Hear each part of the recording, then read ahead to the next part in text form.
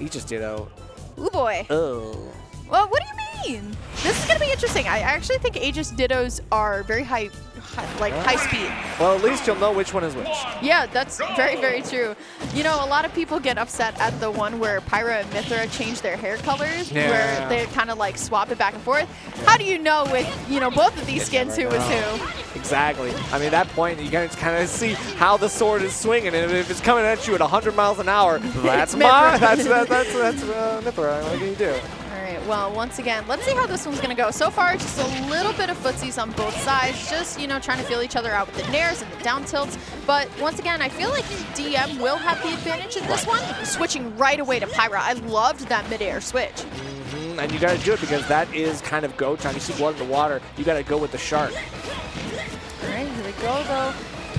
Argonaut just trying to find a little up air chain, which of course is Mythra B&B. I do like how DM is very, you know, like willing to switch at any point where they feel like it's necessary. So here comes Pyra, and it's even well below 100% the first time switch up, but good on Argonaut to kind of throw out the Blazing End to say, you know what, give me some space to come back to ledge. Right, and knew that they were going to be throwing out the neutral B as well. A great way to use ranged options to really stuff that out. Does lose the ability to get back from the side B, but now I'm interested. I mean, Argonaut has to come back from this, but we'll see what DM has in the in store for him.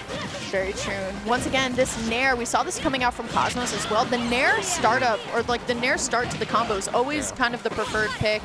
Here we go, though. Argonaut just trying to find a way to come back on stage. Unfortunately, not going to read it, so DM gets the Blazing End. But once again, just feeling each other out a lot. Down tilt, but no combo after that. Yeah, and this is interesting because, you know, DM's shield looking a little small, but knows it and has started play a little bit more aerially to avoid that and get out using some of these high frame options like roll and spot dodge to get back in. And right now, Argonaut is kind of like mashing on his shield a little bit, but just doesn't have a follow-up. Yeah, very, very true. Looking for the dagger, not going to be able to find anything.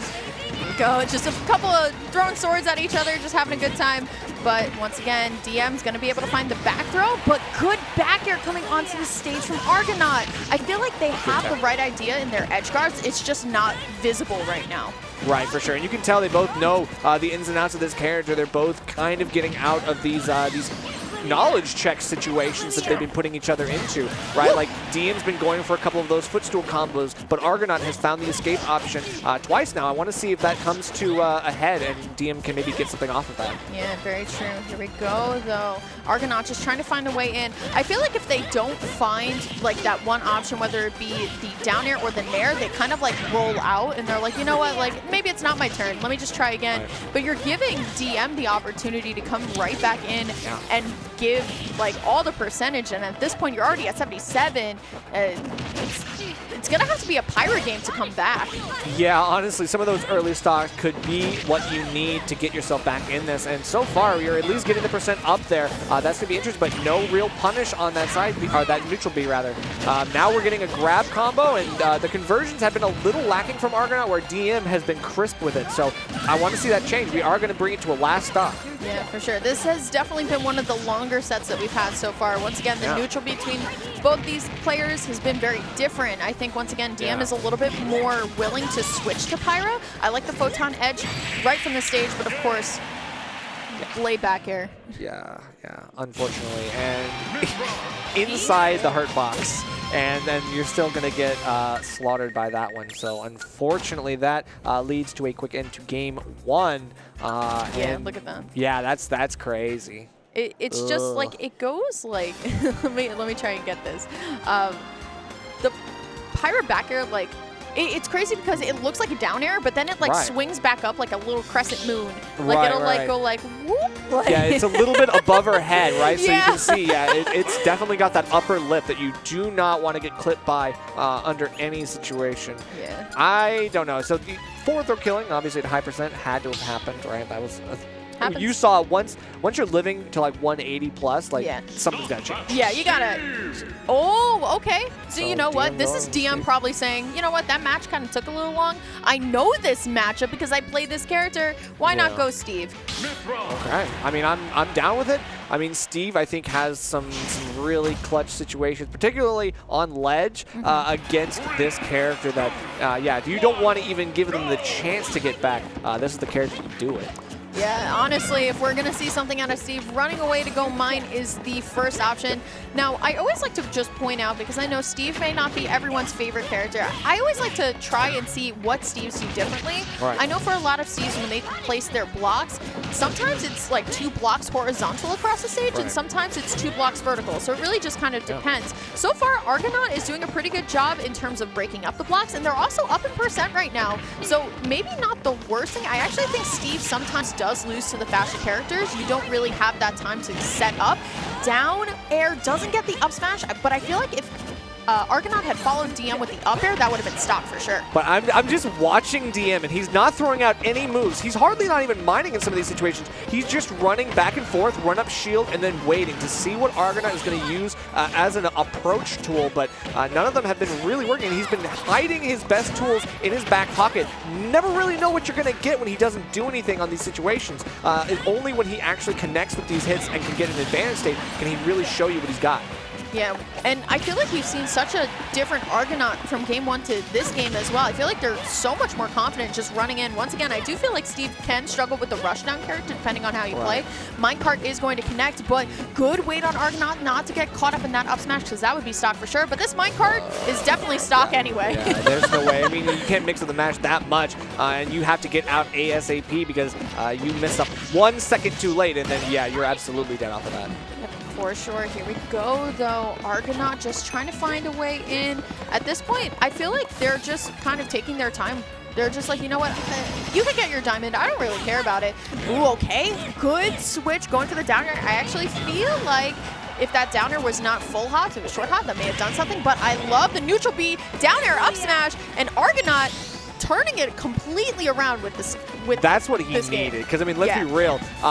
The down air from Pyra is one of the few things that can really beat the up tilt stuff from Steve. Like, that really is a great situation, and it is pure gold right there. However, I know that Diamond is on deck right now, so things are going to be a little bit tougher. And again, these recoveries are going to be even more difficult for Argonaut to make happen. Yeah, I feel like Argonaut just needs to turn on the jets at this point. I mean, DM took a stock from Argonaut at what, 50? Yeah. So here we go, down throw, looking for the back air. Not going to be able to find anything. But once again, these back airs from Pyra are so tricky. Flame Nova, once again, not going to break the shield. And I think DM has learned his lesson by just completely backing up, saying, you know what, you got that.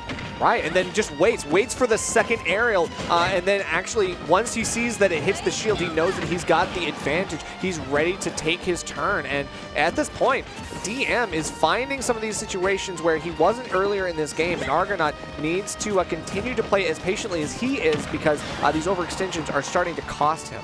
One diamond back air, honestly, Nerf, from a little bit from the ledge might actually do it. F-tilt coming out, though. Argonaut just looking for the edge guard with the neutral B. Gonna be able to find it. Here he comes. Flame Nova once again. Get up, get hit. And that is going to be Argonaut taking the set back over the Steve. And we're at 1-1. This is looking pretty good. I mean, this is what I'm talking about. So the Flame Nova actually wasn't doing so much in the Ditto. Yeah, now, not at all of DM's get-up options are being read appropriately. And again, it is one of those catch most situations. Like, you can really do everything except for get-up attacking. Get caught, get caught. You could do everything but that. Yeah, pretty much. Yeah.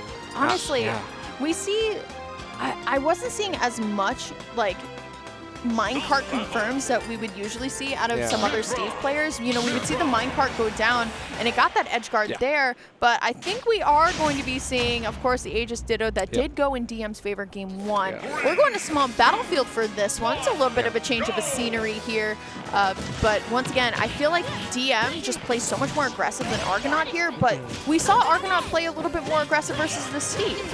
Right, and not snapping the ledge with the side B is going to cost you as well. Now you're going to be taking upwards of almost 80%, looking like it's going past that now. And Pyra going to be closing this out, but not going to get the full hit of the Flame Nova, so not able to do that. However, can't get the footstool off of that as well for a follow-up, but Prominence Revolt, one way to get yourself back in, and we have seen DM himself using that. Very true. Down throw coming out from Argonaut into the up air. Ooh, that was a really risky nair down from DM. I feel like if Argonaut was really ready for that, they would have been able to get another Pyra up air. But once again, DM showing the comfort on this character, just switching between the two characters of the aegis so swiftly. And the nair coming down, once again, didn't look good the first time, but looked good the second one. Right, and you're getting a little bit too greedy trying to take a mile when he only managed to give you an inch. And then there it is. You're seeing this start to even a little bit further, like the divide further gets widened. I don't know. DM's starting to really build this momentum now. Yeah, for sure. That's the first time we've actually seen Lightning Buster come out this entire set. Going for the Flame Nova once again. I actually feel like the better punish would have been staying on Pyra and actually going for the dash attack there. It's just a little bit more damage, but once again, it's kind of the Pyra battles between both these two right now. DM just trying to read the way that Argonaut's going to come back up, but that Blazing End's pretty safe. Yeah, for sure. But there it is. Argonaut getting himself on the board after taking 100%. This is still pretty dangerous. And as long as DM stays on Mythra, it might not be as bad. But Pyra is coming out to play. And there is the down air to catch the side B. Knows well what the vulnerabilities of that move are. Yeah, for sure. It's definitely just, I mean, there was a graphic on Twitter where someone said that Pyra down air looks like a Fisher-Price toy. And I've never not been able to see the hitbox the same after, but it's so unfortunate for Argonaut. I mean, look at the percentage, and it's just growing at this point. DM just completely comfortable and just stabilizing the lead so well. Here we go, though. Gets, you know, the B&B into the F smash. Looking good. Going for it again. Not going to be able to find it, though. All right, but once again, as soon as Argonaut decides to turn on the jets, they win the neutral. Yeah, I'm not sure about the second up B. I think these low recoveries that DM are going for and manage to get him back, and then he takes the Pyra kill that, yeah, you definitely almost let yourself get caught by that. That is a clip right there. Yep, that is definitely a clip for sure. But once again, it was just a matter of letting kind of DM do whatever he really wanted to that game. I hate that that's a true combo. Can we talk about that? Yeah, it hurts. Down air to up smash. Who designed this character? I always said that Smash Ultimate was designed by a bunch of interns, and Nintendo said, who's your favorite Nintendo character? This one. Got it. You program it. Oh, yeah, you program it.